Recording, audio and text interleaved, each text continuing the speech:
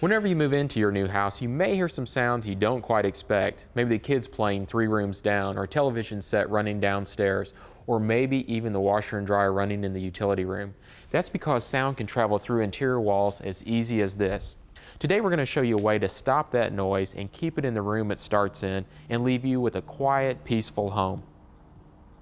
Now this is a section out of a typical wall. You have a 2x4 interior stud and you have sheetrock on both sides. Now whenever sound hits this wall, it resonates right to the other side of the wall. Now we've got Larry Jolene with us from John's Manville to show us a way to stop that sound inside a house. And this first section is just like this one. It's 2x4 studs. And what are you doing here, Larry, to keep the sound inside the room?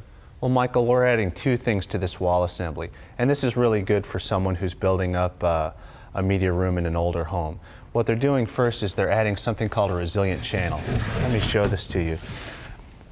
On the top of the channel, this is just a bent Z-shaped piece of metal. You're screwing one side into the stud and the other side is attached to the wallboard. Okay. And it floats pretty easily. And that's one of the goals behind this sound isolation, is that when sound strikes one side of the panel, the other one is not moving in conjunction with it. Because this sheetrock is not nailed to a stud, it's only nailed to this flexible piece? Exactly, it's just sort of floating there. Okay, and how about the insulation? What the insulation does is, between these 2 leaves, it makes the cavity, or that air spring, softer. And so what that does is, again, is it reduces the movement of the other side of the wall when one side is moving. And when you're building these, it doesn't matter which side of the assembly the resilient channels are on, usually the one that's easier to access. Okay, and with a system like this, it doesn't have to be new construction, does it? You could rip the sheetrock off in a room and go ahead and add insulation and add these? Exactly. Okay. Now what do you have here? Well, what we have here is an assembly that's a little bit better for a new construction. The only reason that it's better is it's just easy to install, because the resilient channels can be a little bit tricky. So what we've done in this case is we've built up what's called a staggered stud construction. It's got a 2x6 plate at the top and bottom. Okay. And we just alternate the 2x4s on either side of the assembly. So this 2x4 is against this side, then the next one will be against this side, and just go back and forth? Exactly. Okay, so there's no clear way then for the sound to go through a stud, is there, since the studs don't touch both sides of the wall? That's right. It's structurally isolated. So Larry, this is our media room. It looks like you've already started putting up the insulation. Right, the insulation is going to go up.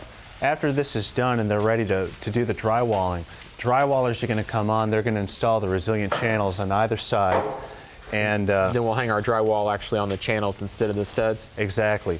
And then someone will come through at the end and put an acoustical seal around the outside between the wallboard and floor. Okay, now why is the insulation wrapped in plastic? What's that for? The insulation, or the encapsulation for this product, is really designed for people's comfort. It puts a barrier between you and the fibers as you're installing this. Also, this polyethylene encapsulation around it has got a triple reinforced flange.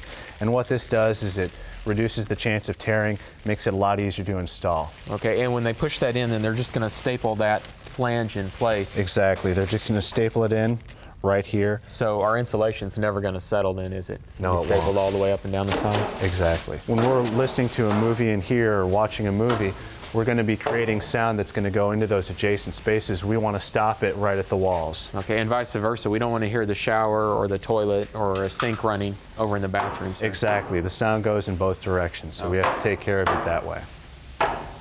In addition to the media room, sound control insulation in the walls of this laundry room will keep the washer and dryer from disturbing people anywhere else in the home. And upstairs in this attic room, sound insulation in the walls will practically eliminate noise from the nearby heat and air conditioning units. Up in the ceiling, the insulation will cut down on sounds creeping in from outdoors and provide some thermal insulation. Whether you're building a brand new home or just doing some remodeling, installing sound insulation in a few important places can bring a lot of peace and quiet to your new house.